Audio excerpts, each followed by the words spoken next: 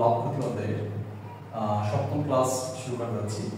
আর ক্লাসটি শুরু করার পূর্বে আমি সবাইকে একটি বিষয় রিকোয়েস্ট করবো, তোমরা যারা আমার ইউটিউব চ্যানেল এখন সাবস্ক্রাইব করো নাই, ইনশাআল্লাহ সাবস্ক্রাইব করতে থাকবে।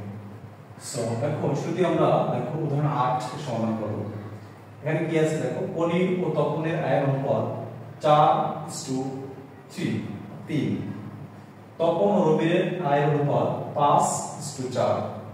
বলছে পনিরের আয় যদি 120 টাকা হয় তবে রবিরের আয় কত। এখানে একটা বিষয় লক্ষ্য করো যে পনির এবং তপন এখানে একবার ব্যবহার করা হয়েছে, আবার দেখো তপন ও রবির, তার মানে তপন শব্দটা বা তপন নামটা এখানে দুবার ব্যবহার করা হয়েছে। তার মানে এই দুবার থেকে আমাদের একবারে যেতে হবে। এজন্য কি করতে হবে, এজন্য এটাকে আমাদের ধারাবাহিক অনুপাতে কনভার্ট করতে হবে ফার্স্ট অফ অল। অর্থাৎ তিনটা এখানে নাম আছে কিন্তু তিনটা, এই তিনটা নামকে অবশ্যই তিনটা নামে কনভার্ট করতে হবে। অর্থাৎ রবিন একবার, তপন এবং রবিন, সরি পনির, তপন এবং রবিন। এখানে তপন কথাটা দুবার আছে, দুবার রাখা যাবে না। তো শুনতে লাগবো আমরা পনির ও তপনের আয় অনুপাত।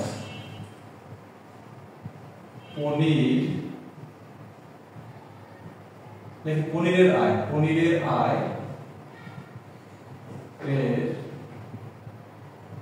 পনির ও আচ্ছা যেরকম আছে লিখে পনির ও তপনের আয়ের অনুপাত সমান সমান কত, 4:3, অর্থাৎ 4:3। এখন আমরা জানি অনুপাতের প্রথম রাশি থাকে উপরে এবং অনুপাতের দ্বিতীয় রাশি থাকে নিচে। সো আমরা এটাকে 4 লিখব উপরে আর 3 লিখব নিচে। এখন কত হয়ে যাবে, 4 এবং 3 কে কি দ্বারা গুণ করব? ভেরি সিম্পল, দেখো দ্বিতীয় অনুপাতের প্রথম রাশি দ্বারা গুণ করব। এখন দ্বিতীয় অনুপাত কত, 5:4। এখন প্রথম রাশি কোনটা, 5। সো আমরা এটাকে 5 দ্বারা গুণ করব। 4 কে 5 দ্বারা গুণ করব, 4 গুণ 5, 3 গুণ 5। আমরা জায়গা কম এজন্য সামনে লিখছি। 4 আর 5 গুণ করলে কত হয়, 4 × 5 = 20, আর 3 আর 5 গুণ করলে কত হয়, 3 × 5 = 15। এটা কিন্তু আমরা ধারাবাহিক অনুপাতে প্রকাশ করি, আবার 20:15 লিখব, 20:15 আমাদের একটা হয়ে গেল। আবার এটা আবার সূত্র লিখতে পারবো এবং আবার একটা তপন ও রবিরের আয় অনুপাত। তপন ও রবিরের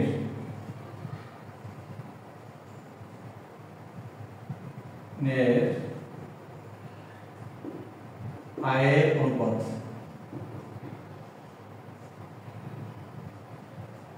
সমান সমান কত, 5:4। এটাকে আমরা কি করতে পারি, উপরে 5 নিচে 4 লিখতে পারি। উপরে 5 নিচে 4। এবার আমরা দেখো এটাকে কি দিয়ে গুণ করব।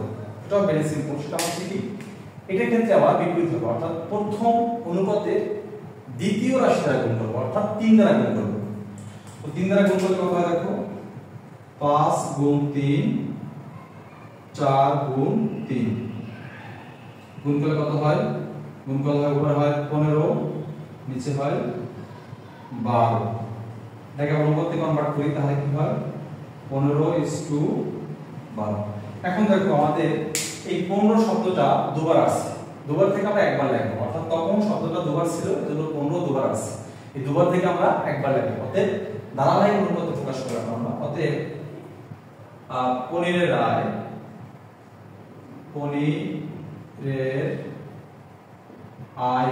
অনুপাত নিচে লিখছি, আচ্ছা পনিরের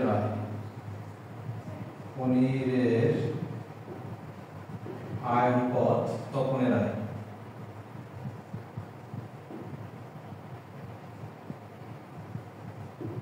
অনুপাত রবিনের আয়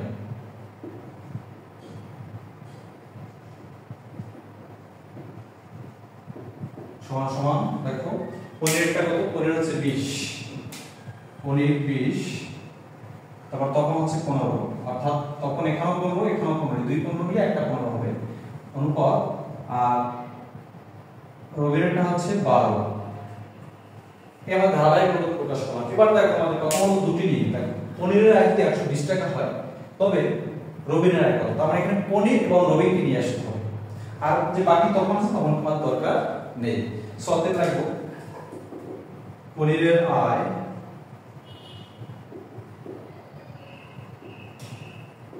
অনুপাত কার আয়, এই যে রবিনের আয় অর্থাৎ রবিনের আয়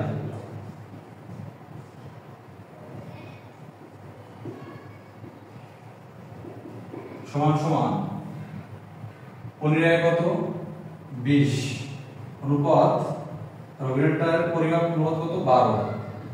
এখন আমরা এটাকে দেখতে পারি এভাবে, অর্থাৎ পনিরের আয়টা উপরে রাখবো, রবিনের আয়টাকে নিচে রাখবো। এভাবে দেখতে পারি এটা পনিরের আয়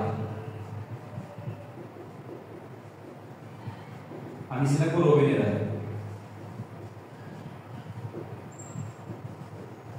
সমান এখানে হচ্ছে উপরে রাখবো 20 নিচে রাখবো 12। এবার কথা হলো আমাদের পনিরের আয় কিন্তু দেওয়া আছে 120 টাকা, সো আমরা পনিরের আয়টা এখানে মানটা বসাই দেব। এখানে আমি লিখলাম পাশে বা উপরে 120 নিচে হবে রবিনের আয়, কারণ এটা আমাদের বের করতে বলছে।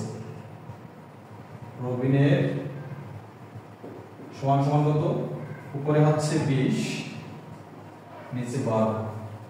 এখন আমরা এটাকে কি করব, আর গুণ করব, অর্থাৎ এখানে মাথায় রাখার একটা বিষয়, যেটা তোমাকে চাবে অর্থাৎ যেটা তোমাকে বের করতে পারবো ওটাকে সামনে রাখবে। রবিনের আয় গুণ 20 সামনে রাখবে, অর্থাৎ এখানে নিচেরটা এখানে উপরেরটা, এখানে উপরেরটা এখানে নিচেরটা, বা রবিনের আয় ইকুয়াল রবিনের আয় গুণ 20 সমান সমান 120 গুণ 12। এখানে আমরা আর গুণ করছি, অর্থাৎ এখানে নিচেরটা এখানে উপরেরটা, এখানে উপরেরটা এখানে নিচেরটা। এবার আমরা আমাদের বের করতে বলছি কি রবিনের আয়। সো রবিনের আয়টাকে রেখে এখানে আছে 20 গুণ অবস্থা, আমাদের গুণ থাকলে ডান পক্ষে গিয়ে সেটা ভাগে চলে যায়। সো বা রবিনের আয় সমান সমান উপরে হবে 120 গুণ 12 নিচে 20। 20 দ্বারা 120 কাটলে 6 বার যায়, 6 20 120 বা 6 × 120 সমান সমান কত হবে, 6 আর 12 গুণ করলে হয় 72। তাহলে রবিনের আয় হচ্ছে 72 টাকা। এটাই হচ্ছে আমাদের आंसर। আর তোমাদের একটা বিষয় রিকোয়েস্ট করব, তোমরা যারা এই ক্লাসগুলো দেখছো অবশ্যই পার্ট বাই পার্ট আকারে দেখবে, তাহলে তোমাদের জানার ভিতরে কিংবা শেখার ভিতরে কোনো গ্যাপ থাকবে না ইনশাআল্লাহ। আর লাস্ট কথা সেটা হচ্ছে তোমরা অবশ্যই আমার ইউটিউব চ্যানেলটি অর্থাৎ ট্রান্সফর্ম সিস্টেম এটাকে সাবস্ক্রাইব করে পাশে থাকবে ইনশাআল্লাহ।